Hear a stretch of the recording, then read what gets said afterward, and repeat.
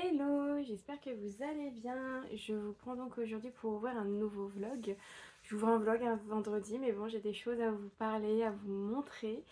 Euh, Tout d'abord, j'aimerais en fait passer un petit coup de gueule. Je déteste faire ça. Je me sens un peu malée, j'ai un peu un mal-être de le faire. Mais je préfère le faire là sur YouTube parce que bon, j'ai quand même mon mot à dire, je trouve. Donc c'est au niveau en fait des prix lecteurs. Vous voyez, donc quand vous faites, donc vous êtes pendant les jurés, pendant un prix, donc vous lisez des livres. Donc quand même, ça vous prend quand même une partie de votre journée, une partie de votre vie, on va dire entre guillemets. Et à la fin, donc souvent des prix, on vous invite donc pour la remise et on vous dit qui a gagné. Que je trouve ça quand même normal, un minimum. Donc, faut savoir, donc j'ai participé au prix relais Poche KitKat j'ai donc lu ces livres-là, j'ai donc apprécié même ces livres-là. J'ai noté ces livres, j'avais une plateforme, j'ai dû noter. Vraiment, j'étais hyper carrée sur ça parce que moi je déteste ne pas lire les livres et en fait, recevoir les livres et les pas lire, moi je déteste ça. Et en fait, j'ai appris qu'hier, il y avait donc la remise du prix. Je n'ai pas reçu de mail concernant le gagnant et ni d'invitation pour y aller. Donc je vous avoue que je suis assez énervée.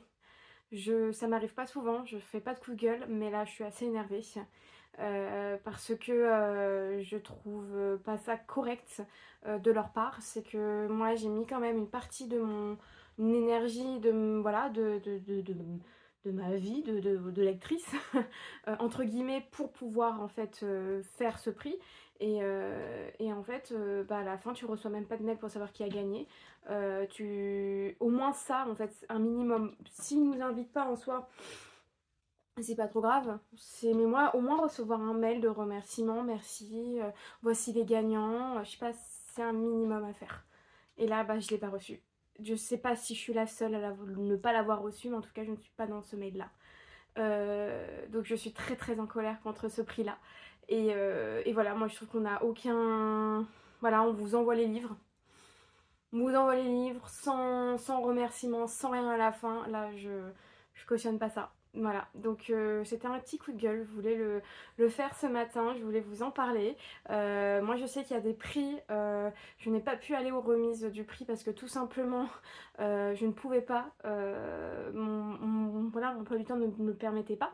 Et même moi habitant loin de Paris, je suis à 20 minutes de Paris, mais j'ai pas de transport moi à partir d'un moment donné, voilà, je peux pas trop en fait me déplacer le soir. Mais j'essaye toujours en fait d'envoyer donc un mail de remerciement et d'excuses disant que je suis désolée, je ne peux pas me présenter. Mais voilà, là je suis, mais c'est la première fois que je suis jurée pour un prix où je n'ai même pas les gagnants, quoi. Alors que, voilà, moi j'ai appris les gagnants hier sur Instagram. Alors que j'ai été jurée pour ce prix-là. Donc en fait, on a l'impression qu'on est une machine, et qu'en fait on sert qu'à lire et qu'on barre. Et ils nous veulent pas pour la remise des prix et pas de mail pour de remerciements. Donc voilà, j'ai donc fait un mail ce matin pour leur dire que je ne suis pas du tout contente.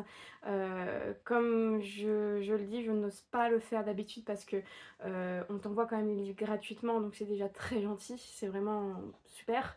Mais voilà, là j'ai osé le dire parce que c'était pas la première fois qu'il y avait des choses qui clochaient dans ce prix-là. Et là, voilà, je suis donc un peu remontée contre ce prix-là.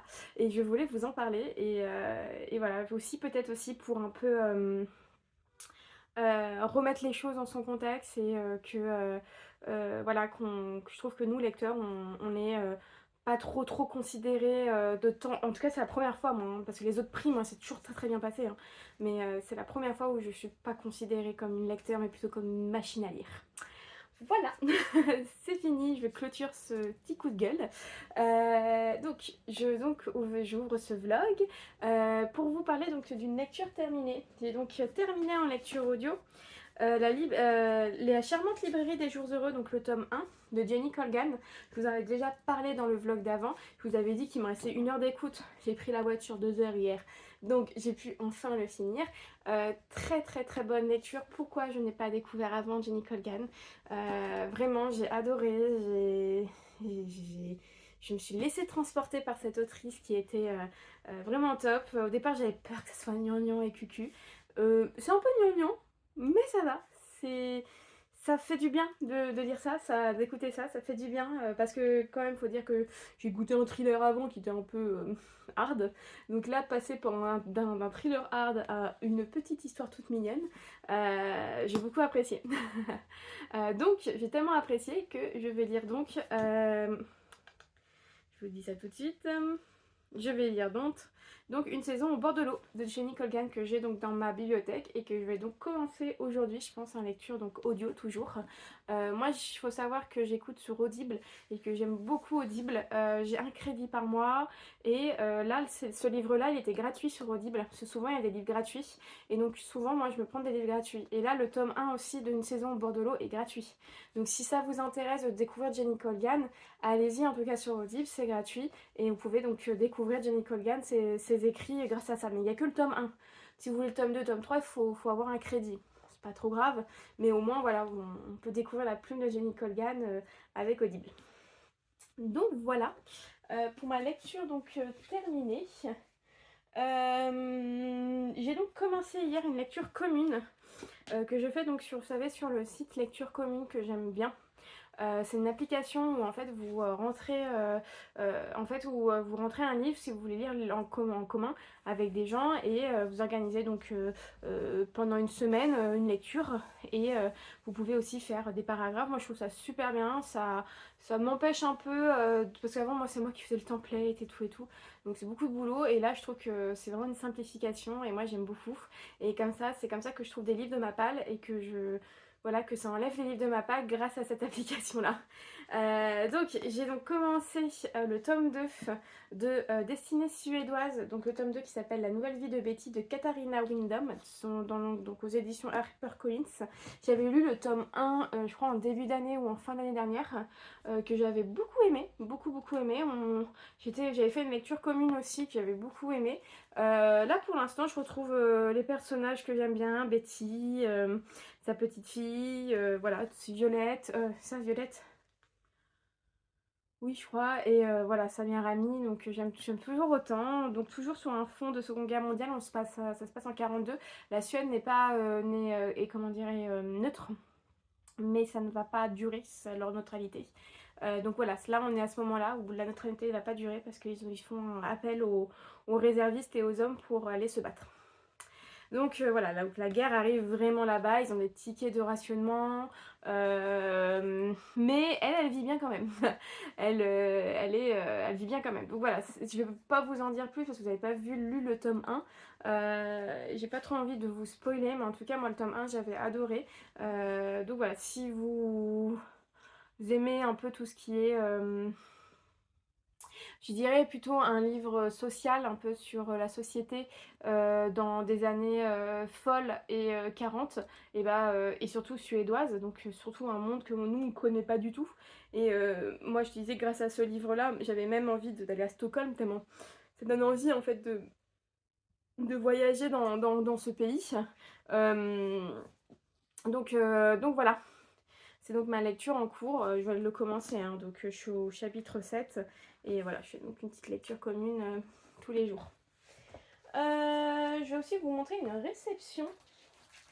J'ai reçu ma Box Cube de mois de juin, si je ne me trompe pas. Oui, c'est mois de juin. On est le 21, donc oui, c'est mois de juin. Alors, dans cette box, donc comme d'habitude, on sait toujours le livre qu'on a. J'ai donc... comme ça qu'elle est.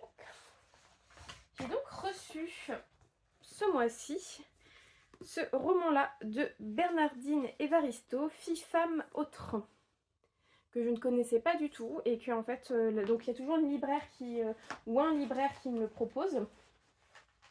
Et elle avait l'air emballée, donc je me suis dit, ça peut être pas mal. Je vais vous lire le résumé. Amma, Dominique, Yaz, Shirley, Carole, Bummy, Latisha, Morgan, Hattie, Penelope, Winson, Grace. La plus jeune a 19 ans, la plus âgée 93. Elles sont 12 femmes puissantes, apôtres du féminisme et de la liberté, chacune à sa manière d'un bout de siècle à l'autre. Leurs vies s'épaulent, s'opposent et font la ronde. Chacune est en quête de place, de classe, d'un avenir, d'une identité, du bonheur. Elles sont un cœur, un tableau vibrant et foisonnant, une ode à la différence et à la soif d'être ensemble. Donc ça a l'air pas mal. Pas mal, je connais pas du tout.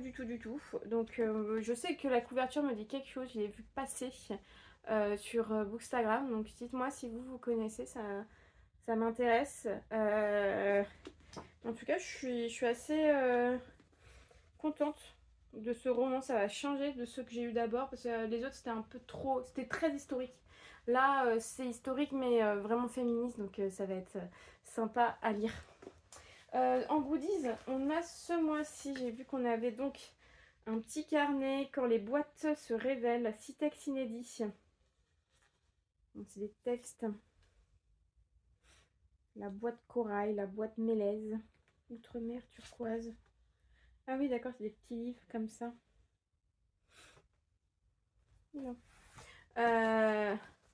Voilà, une petite truc comme ça. J'ai eu donc un petit marque-page avec le mot du libraire derrière. Marque-page Égypte, parce que je crois que le cube de ce mois-ci, c'est sur l'Égypte. J'ai eu aussi, trop mignonne, une petite pochette pour mettre ses lunettes de soleil. Lire au soleil, je vous avoue que le temps aujourd'hui n'est pas au soleil, du tout. On est le 21, c'est la fête de la musique. Je sens qu'il n'y aura pas trop de musique dans les rues. Voilà, lire au soleil. J'ai eu ça, je sais pas vraiment ce que c'est, je vous avoue. Une petite pochette comme ça. Moi, je pense que c'est pour mettre le livre à la plage. Mais je vous avoue, vu mon état, je n'irai pas à la plage cet été. C'est pas trop dans nos... C'est pas trop prévu. Donc voilà, à mettre, je pense que c'est mettre le livre dedans. Pour pas le salir où il y ait du sable, je pense, c'est ça. Parce qu'ils expliquent pas trop ce qu'on a dedans. C'est ça qui est dommage. Toujours une belle carte postale. Que j'aime bien.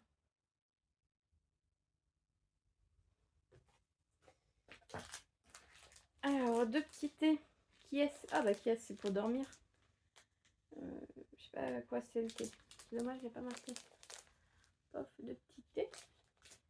Et enfin, voilà, la Gazette. Et ce que je disais que c'était donc sur l'Égypte.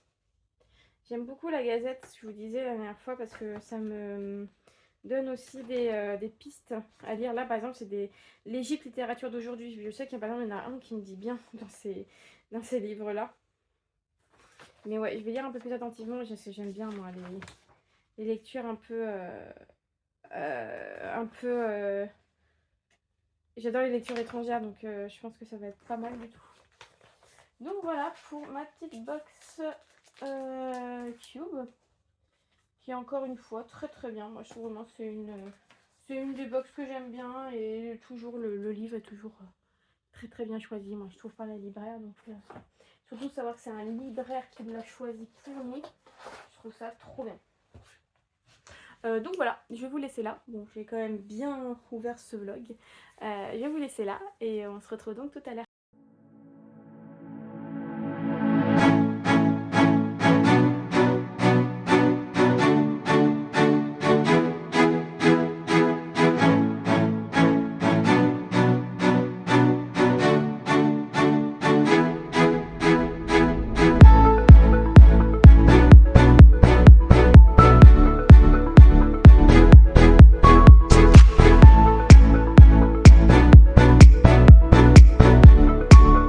Hello, j'espère que vous allez bien. On est mercredi aujourd'hui. Je vous ai pas pris pendant un petit moment parce que j'avais un peu de monde à la maison, donc je pouvais pas trop vous prendre. Donc voilà, donc je peux vous prendre là et vous parler un peu de ma lecture en cours. Et surtout de petites... J'ai eu un cadeau que je voulais vous montrer qui est trop beau. Et une petite réception que j'ai eue aussi. Donc, concernant ma lecture en cours, je suis donc toujours sur La Nouvelle Vie de Betty. Donc, Destinée suédoise, c'est le tome 2 de Katarina Oui, Windom. Donc c'est un tome 2. J'ai quasiment fini, j'espère le finir demain. En fait, je devais le finir, je crois, ce week-end, mais en fait, ce week-end, comme je suis en vadrouille, je me disais que ça serait bien que je le finisse avant parce que c'est un gros bouquin et comme ça que je puisse en mettre plutôt des poches en week-end, vacances, entre guillemets, week-end, on va dire, avec des amis. Donc voilà. J'aime bien. C'est dans la même veine que le tome 1, donc ça veut dire qu'on suit Betty, on suit en fait ses histoires, toujours avec en fait la Seconde Guerre mondiale qui rôde autour de Betty. J'aime bien, malgré qu'elle soit hyper naïve, et c'est ça qui me dérange dans ce personnage, qu'elle est trop naïve, elle ne se rend pas compte qu'il y a des personnes très néfastes pour elle, moi c'est ça qui me dérange.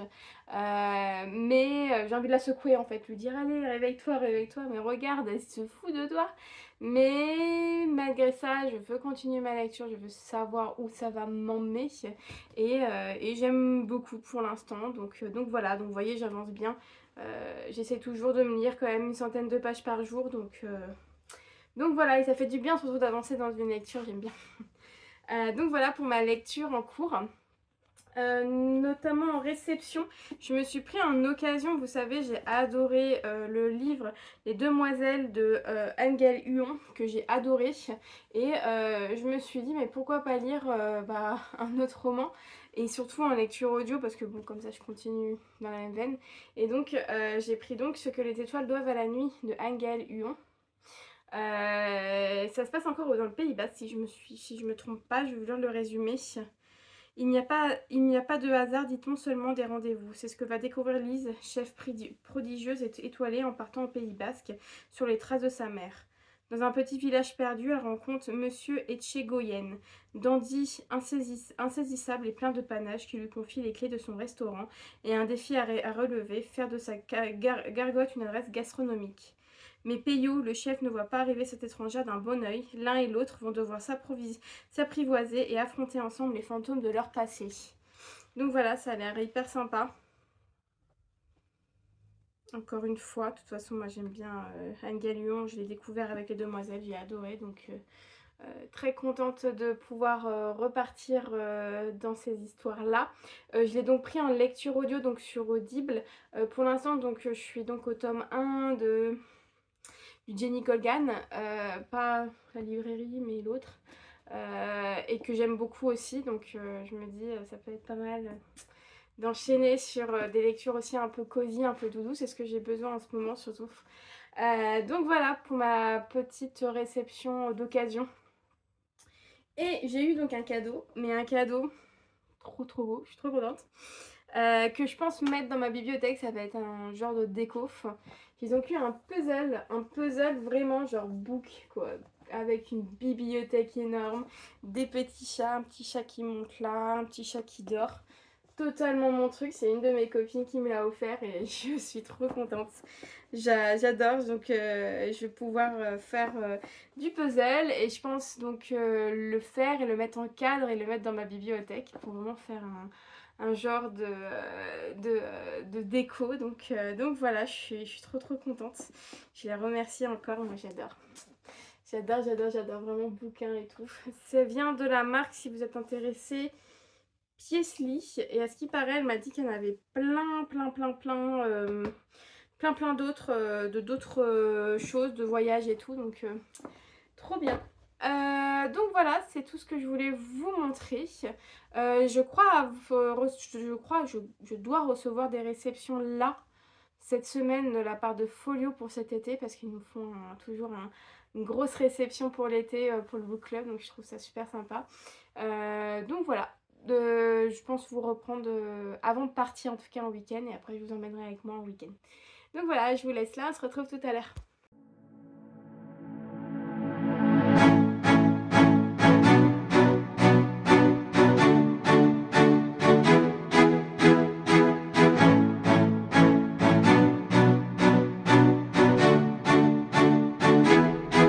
Hello, j'espère que vous allez bien.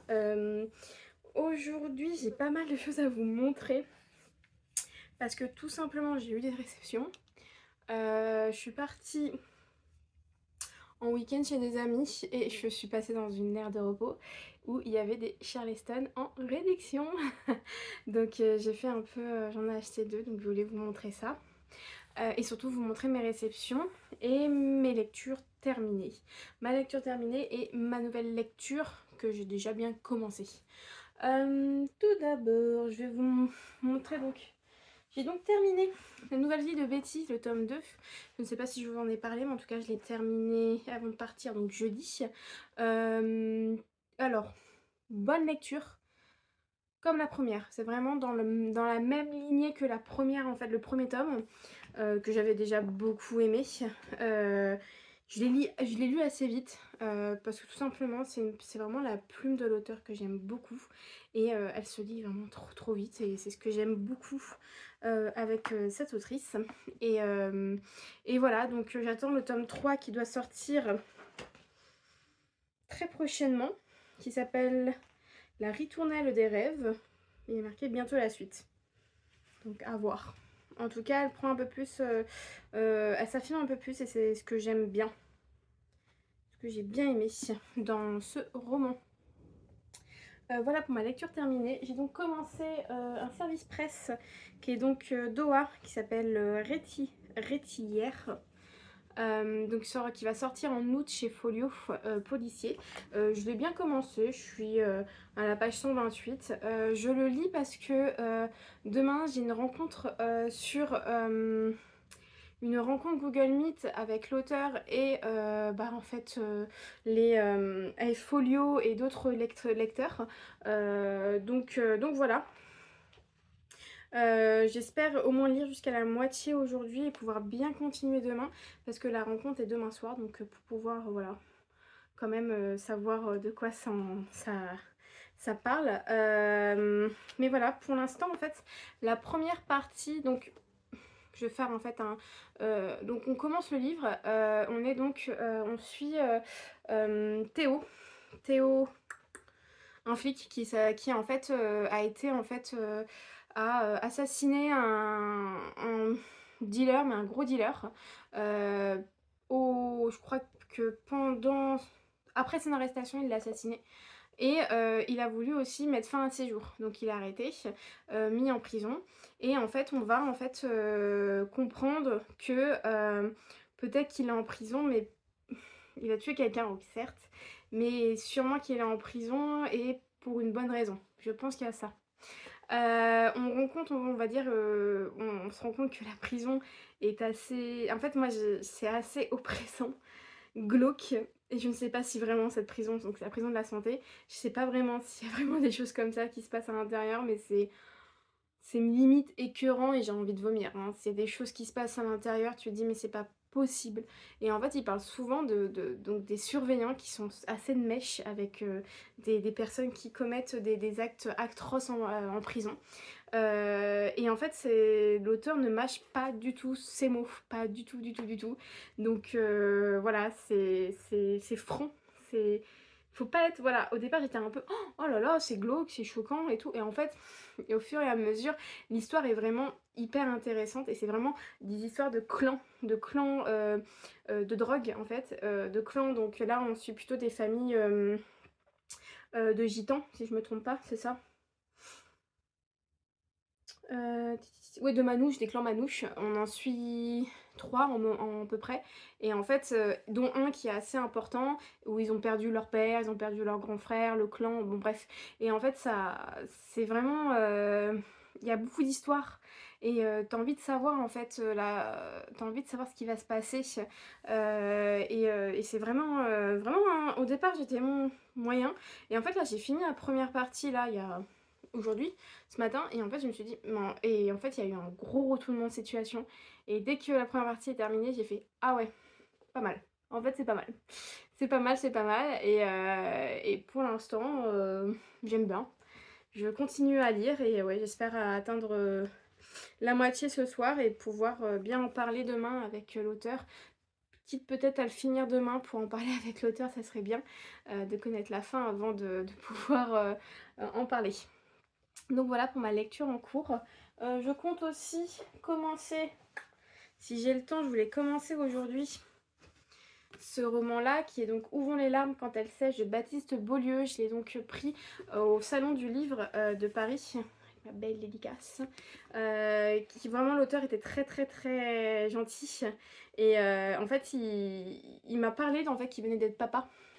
Et donc moi j'étais enceinte de 4 mois et je lui ai dit bah moi je vais être maman. Et il m'a vachement parlé, on a vachement parlé de ma grossesse, j'ai trouvé ça super, super sympa et comme bah, il est médecin, c'était assez sympa et assez marrant. Là vraiment, donc je vais vous lire le résumé. Jean a 36 ans, il fume trop, mâche des chewing-gums à la menthe et fait ses visites de médecin de famille à vélo. Il a supprimé son numéro de portable sur ses ordonnances. Son cabinet médical n'a plus de site internet, il a trop de patients. Jusqu'au soir, il déborde de la salle d'attente dans le couloir sur le patio. Tous les jours, Jean entend des histoires. Parfois, il les lit directement sur le corps des malades. Il lui arrive de se mettre en colère, mais il ne pleure jamais. Ses larmes sont coincées dans sa gorge. Il ne sait plus comment pleurer depuis cette nuit où il lui a manqué 6 minutes. Voilà. Moi, il faut savoir que j'adore cet auteur. J'ai lu un de ses, je crois, son premier roman, qui s'appelle...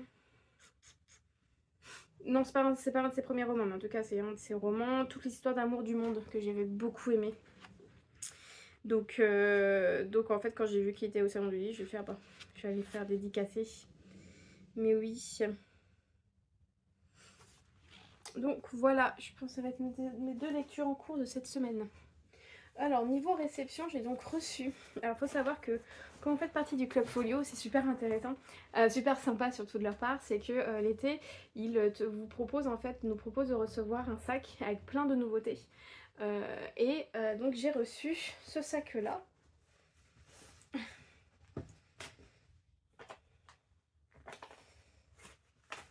Ce tote bag. Trop beau. Bon, je vais pas aller à la plage cet été, comme vous pouvez le comprendre, mais je le trouve vraiment trop beau. Et dedans, il y avait donc 3 livres que je vais vous montrer tout de suite. 3 romans. Donc j'ai eu ma petite lettre des clubs des lecteurs folio. Et donc dedans, ils nous mettent donc 2 livres de sélection, leur sélection à eux, dont et le 3e livre, en fait, c'est un livre qui sort le 15 août, donc super intéressant. Je vais vous les présenter. Donc les 2 livres de leur sélection, c'est celui-là, donc Les Tourmentés de Lucas Belvaux, et La douceur de l'eau de Nathan Harris. Hop, je vais vous lire le résumé pour Lucas Belvaux, Les Tourmentés. Ça vaut quoi la vie d'un homme comme lui, un homme sans rien, clochard, va-nu-pied, un homme que personne n'entend et n'entendra plus jamais. Ça vaut combien une vie qui ne vaut plus la peine d'être vécue, une vie d'invisible, sans amour, à la lisière du monde, la vie d'une ombre. Madame, veuve Ferturné et passionnée de chasse, s'ennuie. Elle charge alors son majordome Max d'une terrible mission. Skender le comprendra bientôt bien assez tôt. Sa rencontre avec Max, son ancien camarade de Légion, ne doit rien au hasard. Le pacte proposé par le majordome les conduira-t-il tous 3 à leur perte ou une échappée est-elle possible? Oh, c'est intriguant. Intriguant. Le point est quand même impossible à lâcher. Alors, il a reçu le prix des libraires. Non, il est dans la sélection des prix des libraires Télérama. Donc voilà pour le premier. Pour le deuxième, c'est aussi pareil. Il est dans la sélection des prix des libraires de Télérama. Finalement, le seul moyen... Alors, c'est donc La douceur de l'eau de Nathan Harris.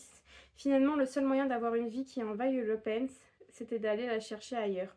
Là où il n'aurait peut-être pas plus, mais un peu de chance, pas moins. La petite ville d'Old Oaks, en Géorgie, vit les dernières heures de la guerre de sécession. Les esclaves viennent d'être émancipés par les soldats unionistes. Prentice et son frère Landry savourent amèrement leur liberté dans un monde qui ne leur offre aucun travail. Forcés de se cacher dans un domaine au cœur d'une forêt, ils finissent par être embauchés par le propriétaire George Walker, un homme hanté par la mort au combat de son fils. Des liens de confiance se tissent peu à peu entre ces deux tourmentés, jusqu'au jour où un homme vient frapper à la porte des Walkers et bouleverse ce fragile équilibre. Et surtout, j'ai vu un truc. Il est recommandé par Barack Obama lors du Oprah Winfrey Book Club. Puisque c'est incontournable par le Times Magazine. Donc voilà les 2 romans de leur sélection. Donc surtout celui-ci. Très très très envie de le lire. Sur la guerre de sécession et tout. Ça a l'air pas mal. Et enfin, donc c'est le livre qui doit sortir le 15 août. Donc c'est une épreuve non corrigée. C'est donc Le Château des Trompe-l'œil de Christophe Bigot. Donc là, c'est marrant, la couverture, elle est vraiment différente des autres folios. Elle est un peu plus, elle est plus cartonnée. Et plus, voilà, ça se voit. Je vais vous lire le résumé. 1837, baie du Mont-Saint-Michel. Baptiste Rivière, jeune clerc de notaire, se rend au château d'Escreuil pour estimer des biens de la propriétaire des lieux. Mais cette dernière, une ancienne comédienne, veuve d'un aristocrate guillotiné sous la terreur, demeure recluse dans sa chambre inaccessible. Bravant les mises en garde et l'hostilité des domestiques, Baptiste devra s'aventurer jusque dans les recoins les plus sombres du domaine s'il veut découvrir ce que cache réellement cette figure mystérieuse. Ça aussi, ça a l'air pas mal du tout. Pas mal, pas mal. Donc il sort le 15 août, lui. Voilà. Donc celui-ci, je sors le 15 août. Donc voilà, ça c'est les 3 livres de la sélection de folio qu'ils m'ont envoyé avec le tote bag. Avec, j'ai eu des cartes postales. Hop, petites cartes postales comme ça. Et j'ai eu, je sais pas si c'est marque-page. Voilà.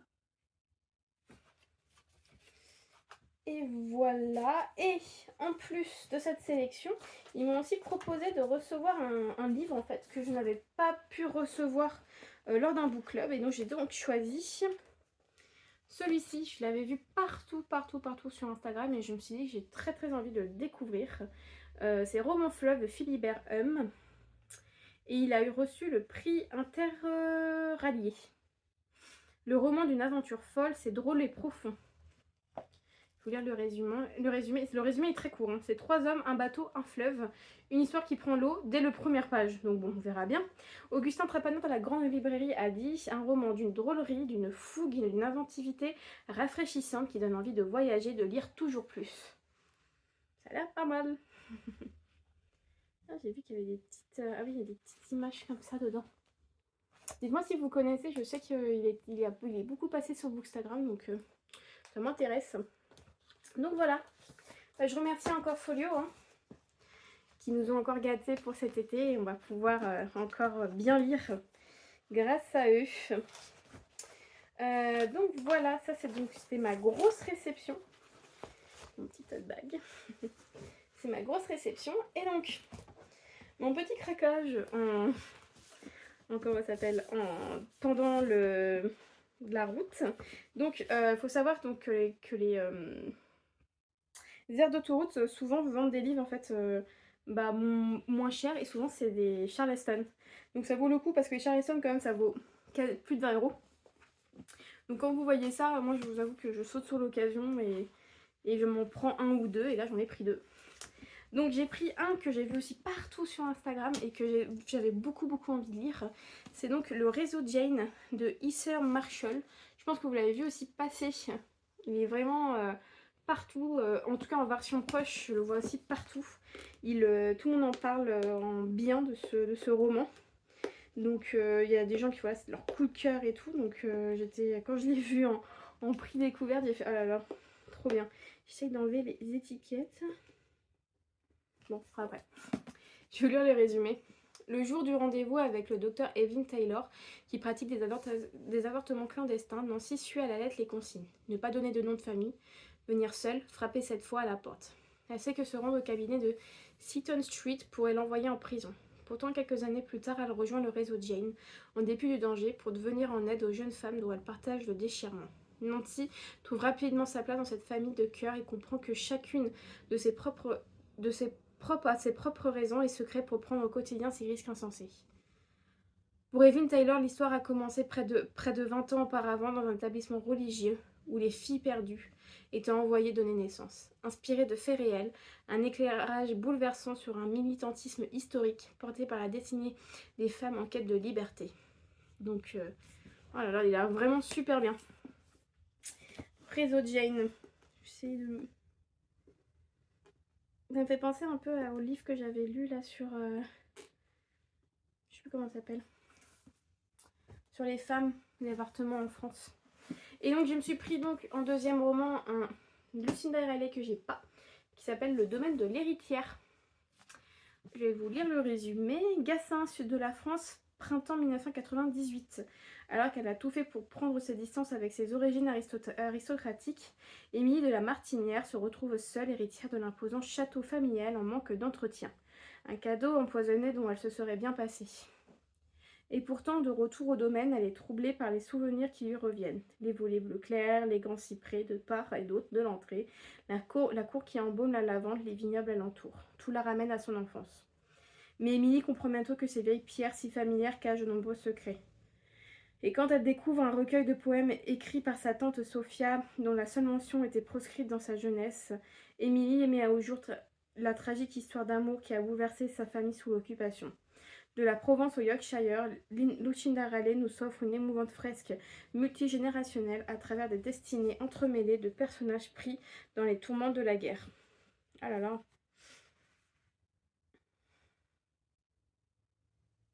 Il y a toujours des... C'est l'électrice Charleston, ce qu'elle en pense. Je trouve ça bien.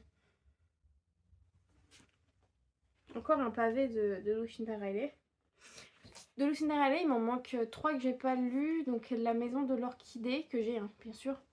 Et le dernier tome des 7 sœurs. Atlas, l'histoire de Passalt. Il faut vraiment que je le lise. Parce que...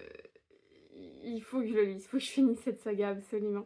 Donc ça, c'est vraiment... Donc ça sera un 3e que je n'ai pas encore lu. Mais après, j'en ai pas beaucoup lu, je trouve, de Lucinda Riley. Ouais. Non, m'en manque un peu, c'est vrai. Donc voilà, pour mes 2 trouvailles. Mes 2 trouvailles sur la route. Et je suis trop contente. 2 romans que je voulais, donc c'est top. Je crois que c'est tout ce que je voulais vous dire. Je sais pas si j'aurai des réceptions cette semaine. À voir. Si j'en ai, je vous montrerai. Sinon, bah, je vous laisse là. Et on se retrouve donc tout à l'heure.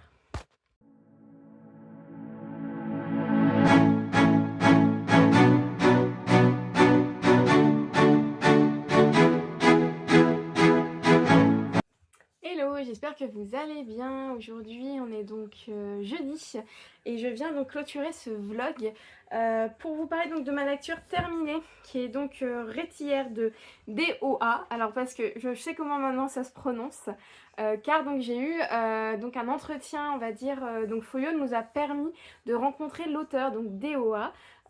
Qui est donc qu'on a eu donc une entrevue avec lui sur Google Meet, on était plusieurs et on a pu donc lui poser des questions sur son nouveau roman qui sort chez Folio en août. Donc voilà, donc c'était donc j'ai eu ça, c'était mardi, j'ai eu cette rencontre là. C'était vraiment très très intéressant. Donc il nous a parlé en fait de ses romans d'avant. Donc un des plus connus, c'est Citoyen clandestin. Ça me donne beaucoup envie de le découvrir ce roman là parce que c'est vraiment par ce roman là qu'il s'est fait connaître et découler une série de ce roman que je ne connais pas du tout et qui aussi me tarde de regarder. Alors peut-être lire avant le livre et après regarder la série, mais en tout cas c'était voilà, une très bonne lecture. Je pense que quand même le côté tout ce qui est un peu trafic de drogue et tout, c'est pas vraiment ma cam. Voilà, le trafic de drogue, ma cam. Mais j'ai quand même apprécié en fait l'histoire des clans surtout, l'histoire de famille, des clans, des policiers, de tout ça. Moi vraiment c'est ce qui m'a vraiment plu, c'est entrer dans la vie de ces personnes-là. Et je trouve que l'auteur, comme je vous avais dit avant, il mâche pas ses mots, c'est cru, c'est très cru. Et c'est ce qui fait en fait moi je trouve c'est ce qui fait en fait un roman aussi, un roman noir policier, voilà, et eux ils appellent ça un roman noir, et c'est totalement ça en fait, ils mâchent pas ses mots, et c'est vraiment un thriller noir, policier, avec des ripoux, des bœufs carottes, il y a tout en fait, il y a de tout dedans. Et surtout aussi l'univers carcéral qui est quand même très critiqué. Je ne sais pas si ça se passe comme ça, mais en tout cas si ça se passe vraiment comme ça, bah, c'est vraiment dégueulasse. Il y a beaucoup de choses en fait voilà, qui moi, en tout cas moi ça m'a... Parfois j'étais bon, je lis la scène, mais c'est dur, mais voilà, en fin de compte, donc c'est en 3 parties, à chaque fin de partie, il y a toujours un retournement de situation que je trouve très intéressant. Et voilà, donc moi je peux que vous le recommander, il sort en août chez Folio. Donc voilà, si vous connaissez pas, allez-y. En tout cas, c'est pas vraiment, ça suit pas vraiment. Donc on peut en fait lire ce tome sans avoir lu les autres d'avant. Donc voilà pour ma lecture terminée. Avec donc, ma copine Lorraine, le chat sur la bibliothèque, que je vous mettrai peut-être son pseudo ici. En fait, ça faisait un petit moment que je lui parlais de ah là là, j'ai un livre, il faut absolument que je sorte de ma palle. C'est un livre, un gros livre, mais c'est un livre hyper bien à ce qui paraît, très bien noté. Il n'y a que des bons commentaires sur ce livre-là et j'aimerais bien le lire. Et donc, mais bon, le problème c'était que c'était un gros livre, donc c'est ce qui me décourageait énormément pour cette lecture-là. Et Lorraine, elle m'a dit, bon vas-y, j'essaie de le trouver à la bibliothèque, on le lit ensemble si tu veux, comme ça on se motive. Et donc, j'ai sorti pour cet été L'art de la joie donc de Goliarda Sapienza, qui est quand même un beau bébé de 800 pages. Voilà, c'est quand même un gros bébé. C'est vraiment un de mes romans qui ça fait très longtemps que je l'ai. Et je voulais vraiment le lire parce que c'est vraiment un roman sur la vie de Goliarda, si je me trompe pas. Non, celle de Modesta, oui, voilà, c'est ça. Pour l'instant, j'ai lu 20 pages à peu près. Donc ça fait 5 chapitres. C'est très cru aussi comme mot. C'est très... ouais, c'est assez dur. Je sais pas quand est-ce que ça a été écrit, mais je trouve que c'est une plume... en fait, ça aurait pu être écrit là, à notre époque là. Donc on s'est donné de lire... Ah oui, dans les années 60. On s'est donné de le lire donc pour tout l'été parce que vu le pavé. Donc on va lire je crois deux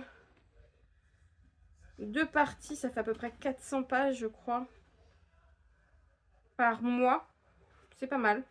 Donc je me disais là si je peux lire genre 100 pages là cette semaine et tout, je pense que c'est vraiment faisable que je le termine. Donc voilà, c'est donc ma lecture commune du moment et ma lecture d'été qui va donc prendre tout mon été. Donc je vous en parlerai je pense tout au long des vlogs que je vais faire. Et en parallèle, je vais donc m'atteler à lire donc celui que je vous ai présenté tout à l'heure. Je ne l'ai pas encore commencé, donc je le commence là tout de suite.